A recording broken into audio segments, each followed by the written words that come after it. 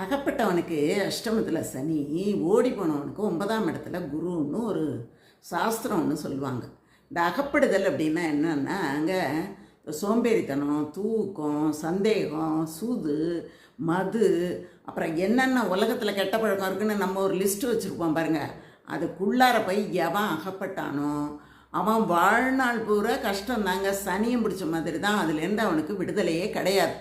ஆனால் ஓடி போனவனுக்கு 9ஆம் இடத்துல குரு அப்படின்னா அவன் ரொம்ப செல்வமாக இருப்பான். யார் அவன் அப்படின்னா, எப்படியாவது நம்ம வாழ்க்கையில் முன்னேறிட மாட்டோமாங்கிற ஒரு வெறித்தனம், இந்த மாதிரி எதெல்லாம் கெட்டதுன்னு தெரிஞ்சு அந்த இதில் இருந்தெல்லாம் தப்பிச்சு ஓடி போய் தன்னுடைய வாழ்க்கையை இந்த எந்த சிக்கல்கள்லையும் மாட்டாமல் சிறப்பாக வரணும்னு கருதுறான் பாருங்க. அதுதான் ஓடி போகிறது.